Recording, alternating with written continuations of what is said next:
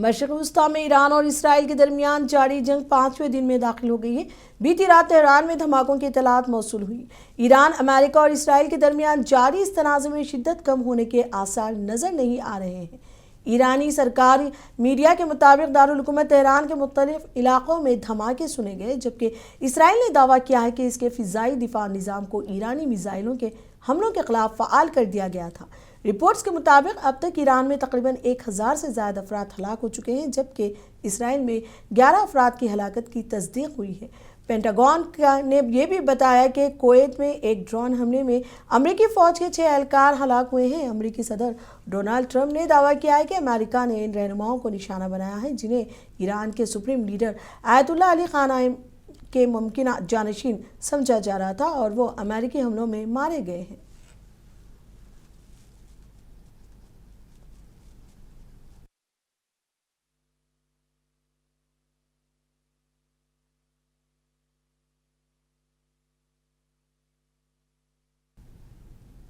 Iran के बोकान शहर में शदीद बमबारी की इत्तलात मौसूल हुई हैं, जिनमें कई इलाकों के साथ साथ एक सरकारी इमारत को भी निशाना बनाया गया।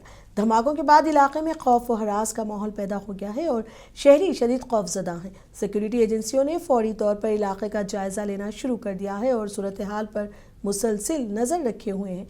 इब्तदाई इत्तलात के मुताबिक बमबारी के नतीजे में कुछ इमलाक को नुकसान पहुंचा है, ताहम अभी तक हलाकतों या जख्मियों की तफसील सामने नहीं आई। मुकामी हुक्काम ने शहरियों से हिफाजती इक़दाम अपनाने और मशकूक सरगर्मियों की इत्तला देने की हिदायत की है।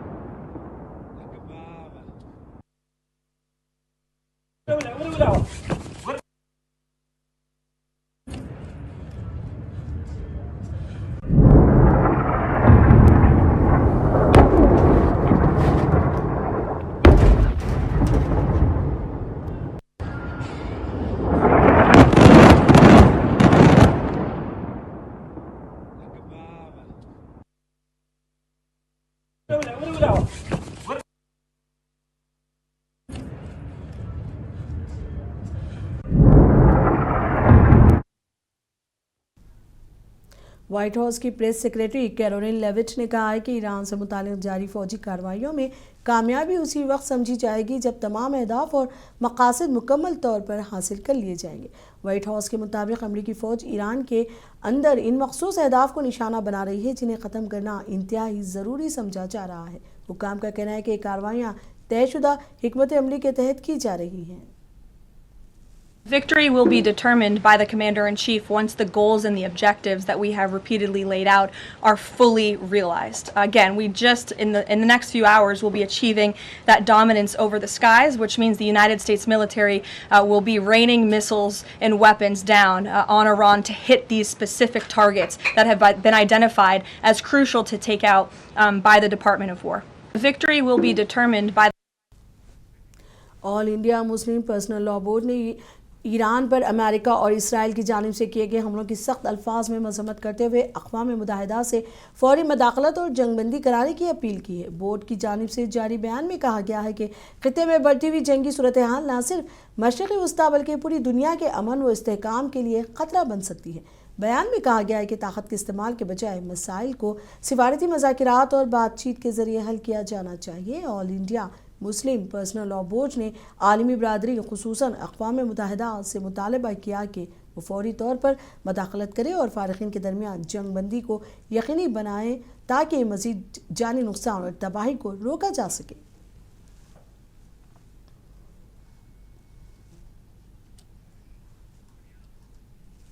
इसराइल के सदर इस्हाक हर्ज़ोग ने मेगन डेविड एड्रोम के कौमी हेडक्वार्टर का दौरा किया और इदारे की हंगामी खिदमात और सेहत के शुबे में की जाने वाली कोशिशों का जायजा लिया। दौरे के दौरान सदर हर्ज़ोग ने MDA के एहलकारों से मुलाकात की और उन्हें इस अज़्म पर सराहा कि वो अवाम को हर किस्म के हंगामी हालात में बर वक्त मदद फराहम करने के लिए दिन रात काम कर रहे हैं। उन्होंने कहा कि MDA की खिदमात न सिर्फ इसराइल में बल्कि बैनुल अक़वामी सतह पर भी इंसानियत की खिदमत में एक मिसाली है।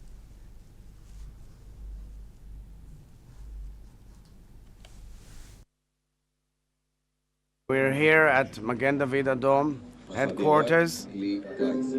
We are at the emergency headquarters that runs the entire operation of Magen David Adom around the country in all of the enormous amount of events that took place since the beginning of the war.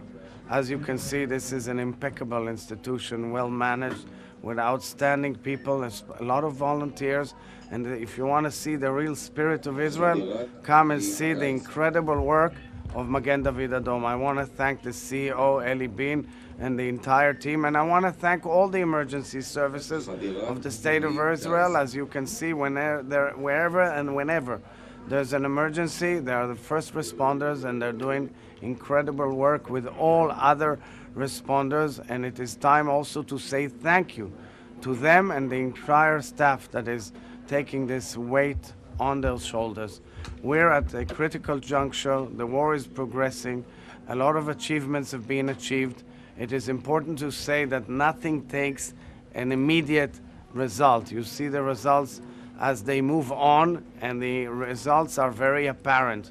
And the real results are that we are delineating, and we are removing, and we are mitigating the amount of missile launchers and capability on Israel and the entire region. The entire region is under war. As you can see, two major coalitions have emerged. The coalition of evil that was there all along, with Tehran in the center, with its proxies around, and proxies are there and they're operating, such as Hezbollah, and others may as well. And that is why we're on very high alert. We won't accommodate and accept any attack on Israel from anywhere. अमेरिकी सदर Donald Trump ने Iran के हवाले से जारी कशीदगी पर बयान देते हुए कहा है कि अमेरिका जंगी महाज पर बेहतर कारकर्दगी दिखा रहा है और ईरान गुज़िश्ता 47 बरसों से अमेरिका के लिए एक बड़ा खतरा बना हुआ था। वाशिंगटन में ट्रंप ने अपने बयान में कहा कि जब इंतहा पसंद या गैर जिम्मेदार लोग जोहरी हथियारों तक रिसाई हासिल कर लेते हैं तो इसके नतायज इंतहाई ख़तरनाक हो सकते हैं। उनका कहना था कि इसी वजह से अमेरिका ईरान के मामले को संजीदगी से ले रहा है। सदर ट्रंप ने मज़ीद कहा कि अमरीकी हिकमत अमली का मकसद आलमी सलामती को यकीनी बनाना और ऐसे ख़तरात को रोकना है जो जोहरी हथियारों के फैलाव से पैदा हो सकते हैं। Forefront, to put it mildly, I would say. Somebody said, on a scale of 10, where would you rate it? I said about a 15. And we're going to continue to do well. We have the greatest military in the world by far. And that was a tremendous threat to us for many years. 47 years they've been killing our people and killing people from all over the world. And I think we have great support. And I think if we didn't do it first, they would have done it to Israel and give us a shot if that was possible. And if we didn't terminate the worst deal, one of the worst deals ever made, the Obama nuclear deal, I call it the Obama nuclear deal, where he gave everything to Iran, including a nuclear weapon. It was a road to a nuclear weapon. Bad things would have happened 4 years ago because they would have had a weapon 4 years ago if I didn't terminate that deal. So we're in a very strong position now, and their leadership is just rapidly going. Everybody that seems to want to be a leader, they end up dead.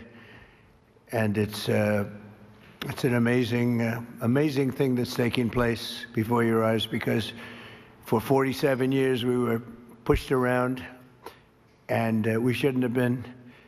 And I think I can say, and you see it as well as I do, you see the tremendous progress that's being made. Their missiles are being wiped out rapidly. Their launchers are being wiped out. They're attacking their neighbors. They're attacking their, in some cases, allies, or not so long ago allies. And, you know, it's really a nation that was out of control, and they would have used it on us if we let them, if we waited any longer. A big जनूबी Iran में एक लड़कियों के elementary school पर मुबैना फ़िज़ाई हमले के बाद America ने वाक़ई की तहक़ीक़ात शुरू करने का ऐलान किया है। वाइट हाउस की प्रेस सेक्रेटरी ने कहा कि महकमा जंग इस मामले की मुकम्मल छानबीन कर रहा है। प्रेस ब्रीफिंग के दौरान उन्होंने कहा कि अमेरिका आम शहरियों को निशाना बनाने की पॉलिसी नहीं रखता और ना ही ऐसे कार्रवाइयों की हिमायत करता है। उनका कहना था कि अमेरिका धोखेबाज ईरानी हुकूमत की तरह आम लोगों को निशाना नहीं बनाता। As president, we have significantly increased our defense budget, which is a good thing for the United States, for our national security, and for protecting our homeland.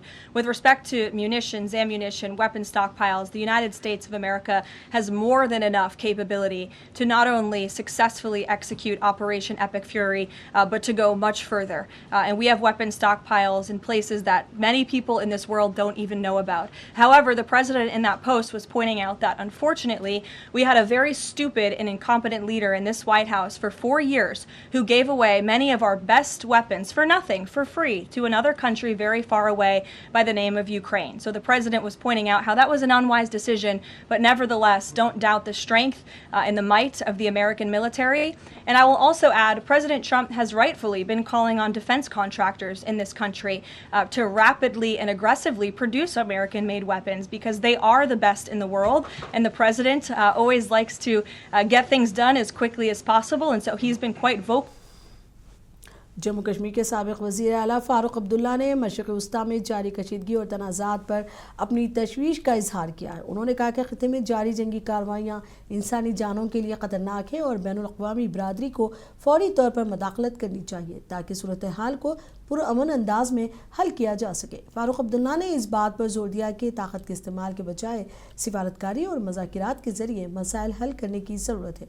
न सिर्फ ख़ित्ते बल्कि आलमी अमन व इस्तेहकाम को नुकसान पहुँचाने से बचाया जा सके। कटरा दौरे के मौके पर फ़ारूक अब्दुल्ला ने ये बात कही।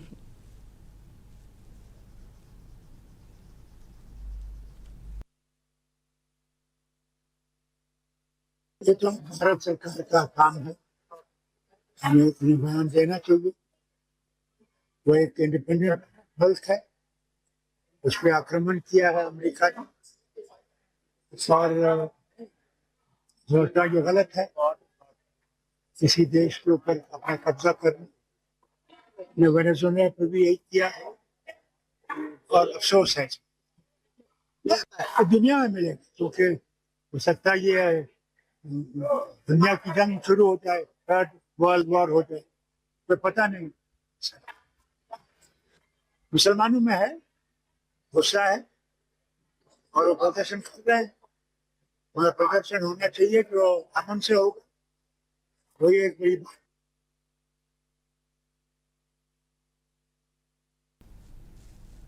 ईरान के सुप्रीम लीडर आयतुल्लाह अली ख़ामनेई की हलाकत के बाद से श्रीनगर शहर बंद पड़ा है। इलाके में एहतजाज के खदशात के पेश नज़र सिक्योरिटी इक़दाम में शदीद इजाफा किया गया है। पुलिस और नीम फौजी दस्ते हसास मकामात पर तैनात हैं और श्रीनगर समेत वादी भर में अवामी इज्तिमाआत पर पाबंदियाँ बरकरार हैं। हुकूमत ने लाल चौक जैसे मरकज़ी मकामात को बंद कर दिया है ताकि बड़े पैमाने पर मुजाहरों को रोका जा सके।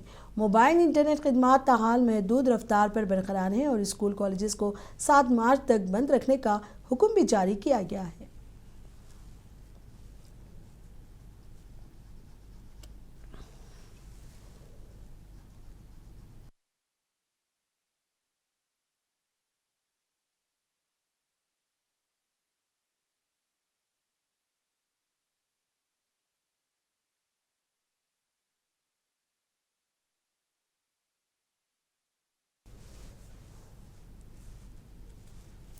ईरान और अमेरिका के दरमियान बढ़ती हुई कशीदगी के बाइस मशरिक़ वस्ती में पैदा होने वाली गैर यकीनी सूरत हाल के दरमियान बहरीन से दिल्ली पहुँचने वाले मुसाफिरों ने अपने तजुर्बात और ख़दशात बयान किए। मुसाफिरों ने बताया कि ख़ित्ते में बढ़ते तनाव और फ़िज़ाई हदूद की बंदिश के बाइस सफ़र के दौरान शदीद बेयकीनी और खौफ का माहौल था। इंदिरा गांधी इंटरनेशनल एयरपोर्ट पहुँचने वाले कई मुसाफिरों ने कहा कि सूरत हाल के बाइस परवाज़ों में ताख़ीर और रूट की तब्दीलियाँ देखने में आईं, ताहम वो बाहिफाजत भारत पहुंचने पर राहत महसूस कर रहे हैं।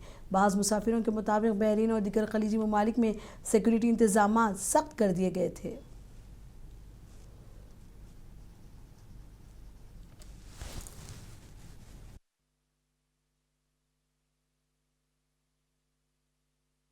मेरा नाम संजय यादव है। हम लोग जॉर्डन से आ रहे थे बहरीन से दिल्ली का हमारा फ्लाइट था 14:25 का।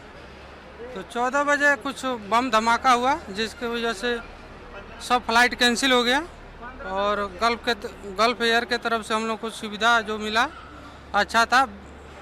2 घंटे के अंदर में हम लोग को सुरक्षित जगह पर ले गया। दोबारा हम लोग को मिली है 5 तारीख को। 28 को टिकट था हम लोग का कैंसिल हुआ और 5 तारीख को मिला है, आज 5 तारीख। परेशानी बस थोड़ा सर यही था कि हम लोग को जो वहाँ बम धमाका था उसकी वजह से थोड़ा डर का माहौल था, और बाकी सब ठीक था। मेरा नाम सिरे अली है, मैं जॉर्डन से आ रहा हूँ। मेरा फ़्लाइट था 28 फरवरी को। मैं आकर एयरपोर्ट पे फंस गया, ठीक है। बहरीन एयरपोर्ट पे फंस गया, वहाँ फ़्लाइट मिस हो गया लड़ाई की वजह से। तो हम लोग फ़्लाइट वाला ले जाकर होटल में रखा। हम लोग 3 दिन थे, अच्छा खाना वाना खिलाया, सब कुछ अच्छे से किया। वहाँ से दमाम लेकर गया, दमाम से हम लोग को इमरजेंसी फ़्लाइट हुआ तो हम लोग यहाँ आए। हाँ, हो रहा था, धमाका हो रहा था, मैंने हम लोग के होटल के पास में नहीं हो रहा था, आजू बाजू में हो रहा था। जहाँ आर्मी कैंप था वहाँ हो रहा था। वो आपको दिख रहा था? हाँ, हम लोग को दिख रहा था, बहुत ज़्यादा दिख रहा था। हाँ, इतना गिर रहा था कि इधर देखेगा तो इधर देखेगा, दोनों तरफ से चल रहा था, एक तरफ से नहीं चल रहा था। हाँ, वहाँ पे ज़्यादा डर का माहौल है? हाँ, ज़्यादा डर का तो माहौल है, दोनों तरफ से चलेगा तो ज़्यादा आदमी तो डर है, दोनों आदमी का डर है। हाँ, खाने पीने का इंतजाम? हाँ, सब। अब वक्त है एक ब्रेक का, मिलते हैं ब्रेक के बाद।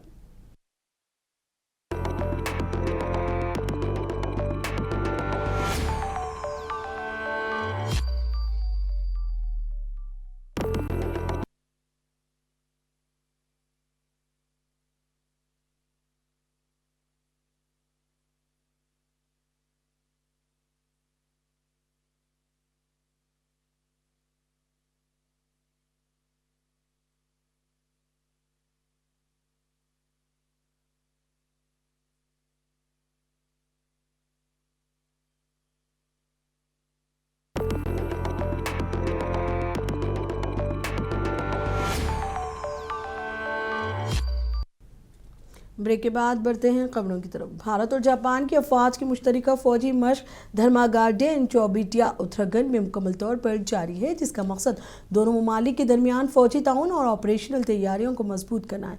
मशक में ज़मीनी, हवाई और फौजी हिकमत अमली के मुख्तलिफ मराहिल शामिल हैं और फौजी एहलकार जदीद हथियारों और टेक्नोलॉजी के इस्तेमाल की मशक कर रहे हैं। दोनों ममालिक के अफसरान ने कहा कि यह मशक दिफाई तैयारियों को बेहतर बनाने और इलाकाई सलामती के लिए अहम है। मशक के दौरान सिक्योरिटी इक़दामात सख्त किए गए हैं और फौजी तरबियत के तमाम मराहिल पर निगरानी की जा रही है ताकि किसी भी हंगामी सूरत हाल का फौरी तौर पर मौसर जवाब दिया जा सके।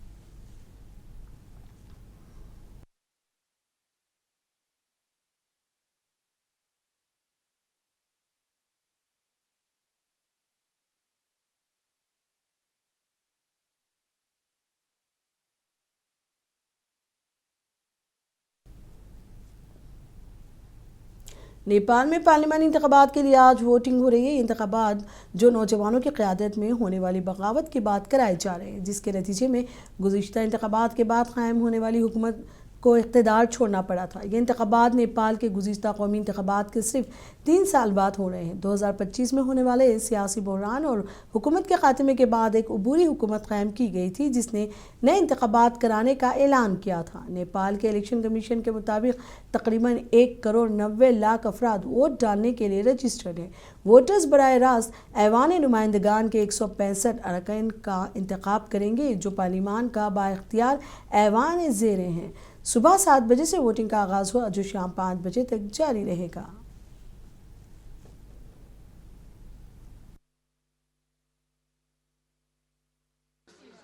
देश के रक्षा और देश के सुव्यवस्थापन करना चाहिए। तो सुरक्षा और उसके बाद देश में जो भी ये देश के नागरिक होना चाहिए वो होना चाहिए। इतना से वो प्रधानमंत्री बने तो अच्छा किए जाए होना चाहिए। धन्यवाद।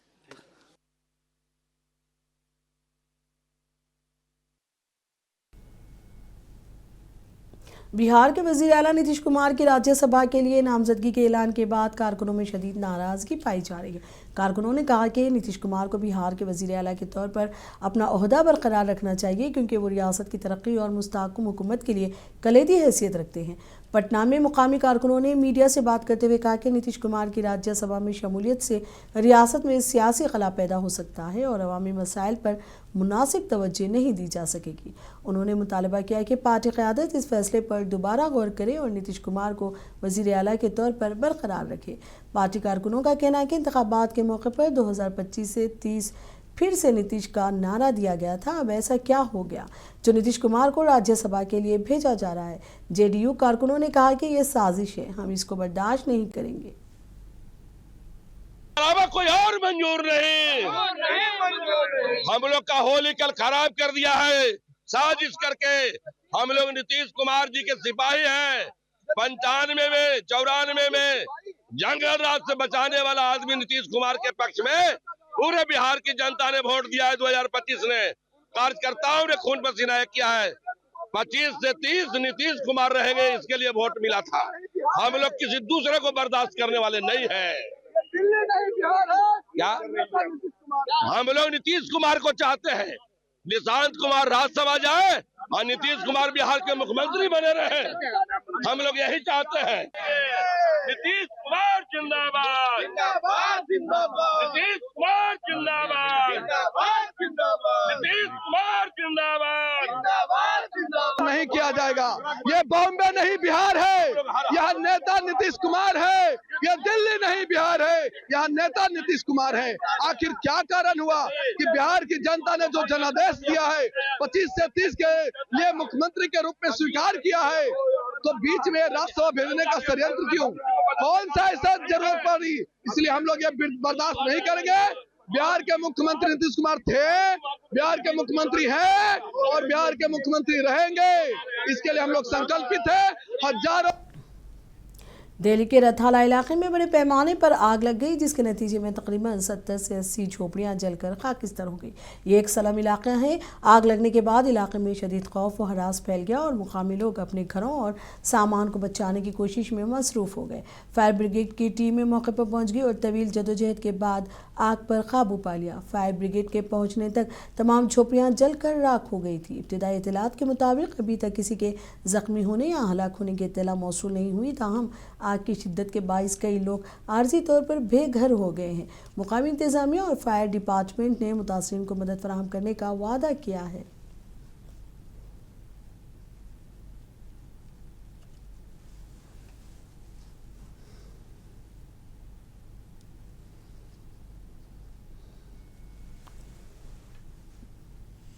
उत्तर प्रदेश के ज़िला जौनपुर में होली के मौके पर एक शिया कम्युनिटी के इमामबाड़ा में मुबैना तोड़फोड़ के वाक़े के बाद इलाके में कशीदगी पैदा हो गई, जिसके बाद पुलिस की भारी नफरी तैनात कर दी गई। इतलात के मुताबिक शरपसंद अनासी ने भंडारी रेलवे स्टेशन के पीछे वाक़ शिया इमामबाड़ा को निशाना बनाया। नामालूम अफराद ने इमामबाड़ा के पिछले दरवाजे का ताला तोड़कर अंदर दाखिल होने के बाद वहां मौजूद सामान को नुकसान पहुंचाया। वाक़े की इत्तला मिलते ही पुलिस और ज़िला इंतज़ामिया के अफसरान मौके पर पहुंच गए और मामले की तहक़ीक़ात शुरू कर दी। पुलिस ने नामालूम अफराद के खिलाफ मुकदमा दर्ज कर लिया है, जबकि इलाके में सिक्योरिटी सख्त कर दी गई है।